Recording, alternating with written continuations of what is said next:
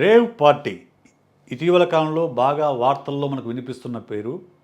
So చాలామంది సినీ ప్రముఖులు, టీవీలకు చెందిన వాళ్ళు ఈ రేవ్ పార్టీలకు అటెండ్ అయ్యి సో అరెస్ట్ అవుతున్నారు. కొంతమంది చాలా ఇబ్బందులు పడుతున్నారు. అసలు ఏమిటి రేవ్ పార్టీలు? ఈ రేవ్ పార్టీలకు ఎందుకు వెళ్తారు? దీని వెనకున్న సైకలాజికల్ రీజనింగ్స్ ఏంటి తెలుసుకోవాలనుకుంటే ఈ వీడియో చివరి వరకు చూడండి.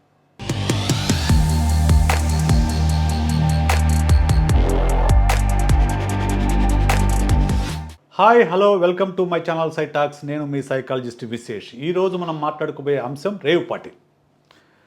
పార్టీ గురించి అందరికీ తెలుసు. మరి రేవ్ పార్టీస్ ఏంటి? ఓకే, సో పార్టీస్ అంటే పార్టీలు కూడా ఒక్కొక్క సామాజిక ఆర్థిక స్థాయిల్ని బట్టి పార్టీ యొక్క మీనింగ్ మారిపోతూ ఉంటుంది. మామూలుగా ఒక చిన్న ఉద్యోగి పార్టీ అంటే కూర్చొని tea party, so sweet hot tea ఇస్తారు. అది సంప్రదాయబద్ధంగా జరిగే పార్టీ. ఓకే, లేదు ఇప్పుడు ఈ కాలంలో ఈ జనరేషన్ పిల్లలైతే పార్టీ అంటే they are starting minimum with a beer party అవుతుంది. ఇంకొంచెం ఎదిగిన వాళ్ళు లిక్కర్ పార్టీ జరుపుకుంటారు. దానికి భిన్నంగా సో ఇవన్నీ ఉంటాయి. ఇవన్నీ మనకు బర్త్డేలప్పుడు, లేకుంటే మ్యారేజ్నో, లేకుంటే ఫ్రెండ్స్ కలిసినప్పుడు, పాస్ అయినప్పుడు, తప్పినప్పుడు ఎప్పుడోసారి పార్టీలు నడుస్తూ ఉంటాయి. మరి రేవ్ పార్టీస్ అంటే ఏంటి? వీటికి ఉన్న ప్రత్యేకత ఏమిటి అంటే, రేవ్ పార్టీ అంటే ప్రధానంగా ఉండేది విపరీతమైన high sound and high lighting. So ఈ రెండు ప్రధానమైన అంశాలు. ఏమవుతుంది, ఎప్పుడైతే మీ సౌండ్ లైటింగ్ అనేది మీ మైండ్ని ఆక్యుపై చేస్తుందో, సో అందులో ప్రత్యేకంగా రేవ్ పార్టీలో ఉపయోగించే మ్యూజిక్ కూడా ట్రాన్స్ మ్యూజిక్ ఉంటుంది. ట్రాన్స్ మ్యూజిక్ అంటే మనిషిని ట్రాన్స్లోకి తీసుకెళ్లే మ్యూజిక్ అక్కడ ప్లే చేస్తారు. మనకు ఉదాహరణకి చెప్పాలంటే ఇది రేవు పాటలకు కాదు, మనకు ఊర్లలో కూడా ఉంటుంది. మనం జాతరలప్పుడు, కొలుపులప్పుడు, ఇటువంటప్పుడు మీరు చూస్తే అక్కడ వాడే మ్యూజిక్ ఉంటుంది, సెపరేట్గా ఉంటుంది అది మ్యూజిక్. ఆ మ్యూజిక్ జనాలని పూనకం తీసుకొస్తుంది కదా. చాలామంది మనం పూనకరాట చూసే ఉంటాం.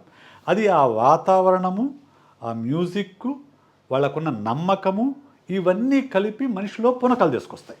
Same thing will be repeated in rave parties. Rave party అనగానే ఏమవుతుంది, ఫస్ట్ పాయింట్ విపరీతమైన సౌండ్, అది ట్రాన్స్ మ్యూజిక్ వాయిస్తారు, లైటింగ్, దాంతో ఒళ్ళు మరిచి డాన్స్ చేస్తారు. రేవ్ పార్టీ అంటే ఎలక్ట్రానిక్స్, డాన్స్ అండ్ మ్యూజిక్, ఈ మూడు కలిస్తే రేవ్ పార్టీ అవుతుంది. డాన్స్ చేస్తారు. సో ఎందుకు వెళ్తారు అని అంటే, ఫస్ట్ పాయింట్ ఒక ప్రత్యేకత ఉంది. మనం తిరునాళ్ళకి ఎందుకు వెళ్తాము? పండగ ఇంట్లో చేసుకోవచ్చు కదా. లేకుంటే ఎగ్జిబిషన్కి ఎందుకు వెళ్తాము? ఇంట్లో చూడొచ్చు కదా. క్రికెట్ స్టేడియంకి ఎందుకు వెళ్తారు? టీవీలో చూడొచ్చు కదా. చూడము. కానీ ఎందుకంటే ఆ వాతావరణం, it creates a special environment. ఆ ఎన్విరాన్మెంట్కి వెళ్ళేటప్పుడు వచ్చే ఆ హై వేరు. ఆ హై కోసం చాలామంది రేవ్ పార్టీలకు వెళ్తారు.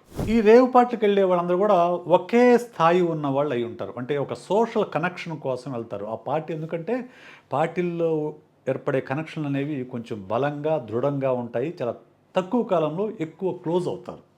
అందుకోసం రేవ్ పార్టీలు ఉపయోగపడతాయి. ఇంకోటి ముఖ్యంగా మీరు గమనిస్తే, ఈ రేవ్ పార్టీలకు వెళ్ళే వాళ్ళు ఎక్కువ మంది కొంచెం ఉన్నత స్థాయికి చెందిన, అంటే ఆర్థికంగా ఉన్నత స్థాయిలో ఉన్న వాళ్ళు ఎక్కువ రేవ్ పార్టీకి వెళ్తూ ఉంటారు. దాంతోపాటు ఎక్కువ స్ట్రెస్ఫుల్ జాబ్లో ఉండేవాళ్ళు, వాళ్ళు సాఫ్ట్వేర్ ఇంజనీర్లు కావచ్చు, లేకుంటే బిజినెస్ పీపుల్ కావచ్చు, సినిమా వాళ్ళు కావచ్చు, టీవీ వాళ్ళు కావచ్చు, ఎవరైనా కావచ్చు, ఎక్కువ స్ట్రెస్ఫుల్ జాబ్లో ఉండేవాళ్ళు, స్ట్రెస్ ఎక్కువగా అనుభవించేవాళ్ళు, ఆ స్ట్రెస్ నుంచి తగ్గించుకోవడం కోసం, ఆ స్ట్రెస్ని తప్పించుకోవడం కోసం ఈ రేవ్ పార్టీకి అటెండ్ అవుతూ ఉంటారు. అంతే కదా. మనం యూజువల్గా చూస్తూ ఉంటాం, ఈ సాఫ్ట్వేర్ ఇంజనీర్లు అందరూ కూడా చాలా ఎక్కువ మంది, అందరంటే మళ్ళీ నన్ను కొడతారు. సో ఎక్కువ మంది 5 days విపరీతంగా కష్టపడి వీకెండ్ పార్టీ చేసుకుంటారు. That become a culture. ఈ కల్చర్ అనేది అలాగే కొంతమందికి ఈ రేవ్ పార్టీ కల్చర్ ఏర్పడుతుంది. దానివల్ల ఏమవుతుంది, ఈ స్ట్రెస్ నుంచి తప్పించుకోవడం కోసం, కెథార్సిస్ అంటే మనసులో ఉండే బాధను మొత్తం బయటకి పంపించేయడం కోసం, సో దానికోసం ఈ రేవ్ పార్టీకి వెళ్తారు. సరే, రేవ్ పార్టీకి వెళ్తే కేవలం మ్యూజిక్, సౌండ్ ఏముంటుందా, ఇంకేం ఉండవా అని మీరు అడగొద్దు. సో పార్టీలో ఖచ్చితంగా లిక్కర్ ఉంటుంది. సో అన్ని చోట్ల ఉంటుంది లిక్కర్. ఇప్పుడు చెప్పాలంటే ఈ తరంలో అన్ని చోట్ల అవైలబుల్, బార్లు, పబ్బులు, క్లబ్బులు అన్నిటితో పాటు ఇవి స్పెషల్గా అరేంజ్ చేసిన పార్టీస్. మరి అన్ని చోట్ల లిక్కర్ దొరుకుతుంది కదా అని అంటే, ఇంత హై వాల్యూమ్ సౌండింగ్ కానీ, ఈ ఎఫెక్టు, ఈ వాతావరణము, ఇవి ఈ ట్రాన్స్లోకి తీసుకెళ్ళే ఒక రకమైన వాతావరణం అనేది మీకు పబ్లో కానీ లేదంటే క్లబ్లో కానీ కనిపించదు. కాబట్టి రేవ్ పార్టీకి అటెండ్ అవుతారు.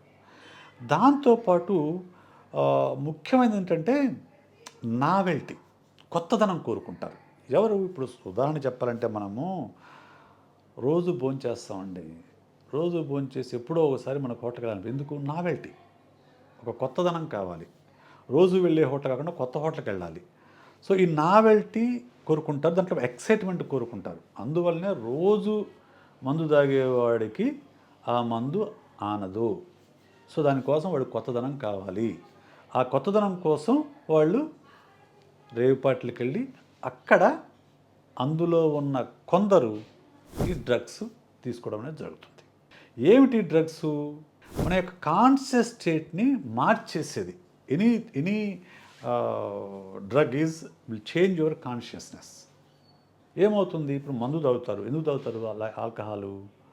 సో యూజువల్గా any addiction is nothing but escaping from the reality. అంటే వాస్తవ జీవితంలో ఉండే ఒత్తిళ్ళను కానీ, ఇబ్బందులు కానీ, సమస్యలు కానీ, బాధను కానీ, వీటిని మర్చిపోవడం కోసం, వీటిని తప్పించుకోవడం కోసం చేసే పనే ఆల్కహాల్ తీసుకోవడం. సో అందుకే చాలామంది ఆల్కహాల్ తీసుకుంటారు. మనం గమనిస్తే కూలీ వాళ్ళు ఉదయం నుంచి పడిన శ్రమని మర్చిపోవడం కోసం ఆల్కహాల్ తాగుతారు. ఓకే. అలాగే కొంతమంది ఒత్తిడి ఉన్నవాళ్ళు ఆ ఒత్తిడిని మర్చిపోయి మంచి నిద్రపోవడం కోసం ఆల్కహాల్ తాగుతారు. అది మంచిదని నేను చెప్పడం లేదండి, రీజన్స్ చెప్తున్నా. Alcohol is injurious to health అని చెప్పేసి ప్రతి బాటిల్ పైన చాలా క్లియర్గా రాసి ఉంటుంది. సో ఆల్కహాల్ తాగడం మంచిది కాదు, కానీ రీజన్స్ ఉంటాయి. ప్రతి మనిషికి ఒక రీజన్ ఉంటుంది. It is nothing but escaping from the reality. వాళ్ళ వాస్తవ జీవితంలో ఉన్న ఒత్తిళ్లను తట్టుకోలేక వాటి నుంచి తప్పించుకునే మార్గమే ఆల్కహాల్. దానికి ఇంకొక పైమెట్టే డ్రగ్స్. ఏమవుతుంది? ఈ డ్రగ్స్లో ఏమవుతుందంటే, అసలు ఆల్కహాల్ కంటే కూడా భిన్నమైన ఒక పీక్ ఎక్స్పీరియన్స్ని డ్రగ్స్ అందిస్తాయి. డ్రగ్స్ మీద ప్రపంచవ్యాప్తంగా విస్తృతంగా పరిశోధనలు జరిగాయి. డ్రగ్స్ వల్ల కొన్ని మానసిక సమస్యలకి పరిష్కారంగా కూడా డ్రగ్స్ వాడి పరిశోధనలు చేశారు. సో అలా వచ్చినవి ఆ తర్వాత అవి పూర్తిగా ఒక నిషిద్ధ పదార్థాలుగా మారాయి. ఎందుకంటే అవి నీకు ఇప్పటి వరకు ఎప్పుడూ మీరు చూడని ఒక అద్భుతమైన అనుభూతిని కలిగిస్తుంది. ఎప్పుడైతే ఒక అలాంటి అనుభూతిని చూస్తారో దాన్ని మళ్ళీ మళ్ళీ కావాలని కోరుకుండి దానికి అడిక్ట్గా మారుతారు. ఇది అందరూ అలా అవుతారని నేను చెప్పను, బట్ ఎక్కువ మంది ఒక్కసారి డ్రగ్స్ రుచి మరిగిన తరువాత దానికి అడిక్ట్ అవ్వకుండా ఉండడం చాలా కష్టం. ఎందుకంటే అది ఇప్పటి వరకు మీరు ఎప్పుడూ చూడని ఆనందాన్ని, అనుభూతిని మీకు అందిస్తుంది. అందువల్ల దాన్ని మళ్ళీ మళ్ళీ కావాలని కోరుకుంటారు. So this is all about the rave party. Rave party అంటే ఇప్పటి వరకు లేని ఒక అనుభవాన్ని అందించే పార్టీ. సో అందులో ఆల్కహాల్ ఉండొచ్చు, కొన్ని చోట్ల డ్రగ్స్ ఉండొచ్చు. కాబట్టి ఆల్కహాల్ తీసుకోవటం చట్టం అనుమతించింది కాబట్టి ఎలాంటి ఇబ్బంది లేదు. కానీ డ్రగ్స్ అనేదాన్ని చట్టం నిషేధించింది. అది తీసుకుంటే మీరు ఖచ్చితంగా అరెస్ట్ చేస్తారు, జైల్లోకి వెళ్తారు. ఎందుకంటే డ్రగ్స్ తీసుకున్న తర్వాత నాకున్న అవగాహన మేరకు కొన్ని నెలల పాటు దాని శాంపిల్స్ రక్తంలో ఉంటాయి. సో ఎప్పుడైనా శాంపిలింగ్ తీసుకొని మీరు డ్రగ్ తీసుకున్నారని కనిపెట్టచ్చు. కాబట్టి మీరు ఎవరైనా కానీ జీవితంలో అందరికీ సమస్యలు ఉంటాయి, ఒత్తిళ్ళు ఉంటాయి. ఆ ఒత్తిళ్ళని, సమస్యని తప్పించుకోవడానికి ఆల్కహాల్ వైపు లేకుంటే డ్రగ్స్ వైపు వెళ్ళాల్సిన అవసరం లేదు. చక్కగా మంచిగా స్ట్రెస్ మేనేజ్మెంట్ టెక్నిక్స్ నేర్చుకోండి, రిలాక్సేషన్ టెక్నిక్ నేర్చుకోండి, పిల్లలతో టైం గడపండి, భార్య పిల్లలతో టైం గడపండి, అవుటింగ్ వెళ్ళండి, టూర్కి వెళ్ళండి, ఓకే, మెడిటేషన్ చేయండి. అప్పటికీ మీ ఒత్తిడి తగ్గకపోతే ఒక సైకాలజిస్ట్ని కలవండి. అప్పుడు మీ సమస్య ఏమిటి, ఆ సమస్యకు మూలం ఎక్కడుంది, దానికి పరిష్కారం ఎక్కడుంది అనేది, మీరు దాన్ని ఎలా అధిగమించాలనేది మీకు ఒక స్ట్రాటజీ తయారు చేసి ఆ స్ట్రాటజీ ప్రకారం మీకు హెల్ప్ చేస్తారు. అంతేగాని don't go to alcohol or drugs. Okay.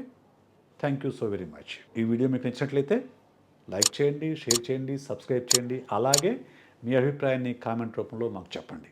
Thank you. See you once again.